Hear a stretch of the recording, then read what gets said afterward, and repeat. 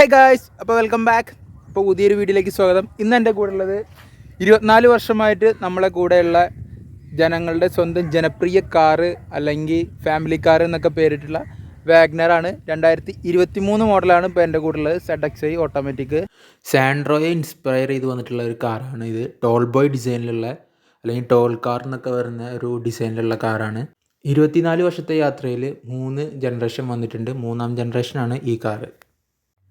വണ്ടിയുടെ എക്സ്റ്റീരിയർ ഭാഗങ്ങളിലേക്ക് നോക്കുമ്പോൾ ഫ്രണ്ടിൽ തന്നെ നല്ലൊരു വിസിബിളോട് കൂടിയിട്ടുള്ള ഹെഡ്ലൈറ്റ് കൊടുത്തിട്ടുണ്ട്. അതുപോലെ ക്രോം ഫിനിഷിലൊരു ഗ്രില്ല് കൊടുത്തിട്ടുണ്ട്, നടുക്കിലൊരു സുസുക്കിയുടെ ബ്രാൻഡ് നെയിമിൽ.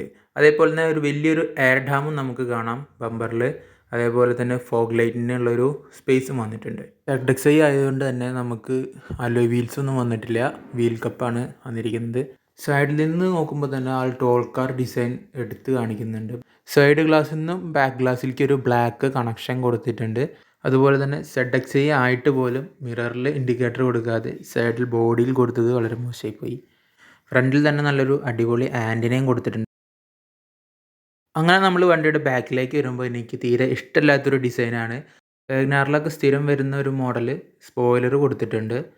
അതേപോലെ തന്നെ ബമ്പറിൽ റിഫ്ലക്ടറും റിവേഴ്സ് സെൻസറും കൊടുത്തിട്ടുണ്ട്. 3rd ജനറേഷനിലുള്ള വലിയ ലൈറ്റും കൊടുത്തിട്ടുണ്ട് ബാക്കിൽ. ഇൻറ്റീരിയറിലേക്ക് വരുമ്പോൾ കാർ ഓട്ടോ പ്ലേ ഒന്നുമില്ല, മ്യൂസിക് സിസ്റ്റം നോർമലറിനാണ് കൊടുത്തിരിക്കുന്നത്. അതേപോലെ തന്നെ ഒതുങ്ങിയ ഒരു മീറ്റർ കൺസോളും കൊടുത്തിട്ടുണ്ട്. അതിൽ അത്യാവശ്യം എല്ലാ സിഗ്നൽസും കാര്യങ്ങളൊക്കെ ഉള്ളത് തന്നെയാണ്. ഡാഷ്ബോർഡിലേക്ക് വരുമ്പോൾ ഡ്യുവൽ ടോൺ കളറിൽ നമുക്ക് ഡാഷ്ബോർഡ് കാണാം. അതിൽ AC വെൻറ്റും കൊടുത്തിട്ടുണ്ട്. ക്ലൈമറ്റ് കൺട്രോളോ ഒന്നും ഇല്ലാത്ത സാധാ AC കൺട്രോളാണ് വന്നിരിക്കുന്നത്. അതേപോലെ AMT ഗിയർ ബോക്സും ഹാൻഡ് ബ്രേക്ക് കൊടുത്തിട്ടുണ്ട്. ചെറിയൊരു കപ്പ് ഹോൾഡിന് ഒരു സ്പേസ് കൊടുത്തിട്ടുണ്ട്. ഹാൻഡ് റെസ്റ്റ് കൊടുത്തിട്ടില്ല. അതേപോലെ തന്നെ സ്റ്റിയറിങ്ങിൽ വന്നിരിക്കുന്നത് നമുക്ക് bluetooth call connectivity, voice adjust mode കാര്യങ്ങളൊക്കെ വന്നിട്ടുണ്ട്.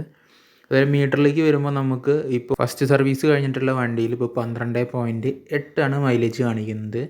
അത് ശരിയാവുമായിരിക്കും. ഇപ്പോൾ വണ്ടി ഏകദേശം ഒരു 3000 കിലോമീറ്റർ ഓടിയിട്ടുള്ളൂ. അതുപോലെ വൈപ്പർ, ഈ സൈഡിൽ ഹെഡ്ലൈറ്റിൻ്റെ സ്വിച്ചസ്, അതേപോലെ തന്നെ ഓട്ടോ ഓഫ് സ്റ്റാർട്ട് സ്വിച്ചസ് ഒക്കെയാണ് കൊടുത്തിരിക്കുന്നത്. നേരെ ഡോർ പാഡിലേക്ക് വരുമ്പോൾ മിറർ ഫോൾഡ് കാര്യങ്ങളൊന്നും വന്നിട്ടില്ല. അത് ZXi പ്ലക്സിൽ വന്നിട്ടുള്ളൂ. പിന്നെ നോർമലി വരുന്ന പോലെ തന്നെ ഒരു ബോട്ടിൽ ഹോൾഡ് കൊടുത്തിട്ടുണ്ട്. ഒരു സ്പീക്കർ വന്നിട്ടുണ്ട് ഡോറിൽ. നോർമൽ ഒരു റൂഫ് ലൈറ്റ് കൊടുത്തിട്ടുണ്ട്. അതിന് താഴത്തെ ഒരു മിററും കൊടുത്തിട്ടുണ്ട്. ബാക്കിലേക്ക് വരുമ്പോൾ ഒരുപാട് സ്പേസ് ഉള്ള ഒരു സീറ്റിംഗ് പൊസിഷനാണ് കൊടുത്തിരിക്കുന്നത്. പക്ഷേ ഹാൻഡ് റെസ്റ്റ് കാര്യങ്ങളൊന്നും ഇല്ലെങ്കിലും നമുക്ക് നല്ല റൂം ഉണ്ട്.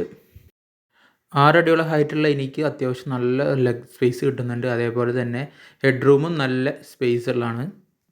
പോരായ്മ എന്നൊക്കെ പറഞ്ഞ് നോക്കുമ്പോൾ നമുക്ക് ബാക്കിൽ ചാർജിങ് സ്പോട്ടോ അങ്ങനെ കാര്യങ്ങളൊന്നുമില്ല. നോർമൽ ഒരു പവർ വിൻഡോ, ഒരു ബോട്ടിൽ സ്പേസ്, അത്രയേ തന്നെ ഉള്ളൂ. പക്ഷേ ഓവറോൾ ഒരു സിറ്റി കാർ എന്ന നിലയിലും അടിപൊളി വണ്ടിയാണ്. പ്രധാന കാരണം ഇതിൻ്റെ സീറ്റിംഗ് പൊസിഷൻ തന്നെയാണ്. ഒരു രക്ഷയില്ലാത്ത സീറ്റിംഗ് പൊസിഷനാണ്. AMT ഗിയർ ബോക്സ് ആണെങ്കിൽ പോലും പണ്ടത്തെ അത്ര ലാഗൊന്നുമില്ല.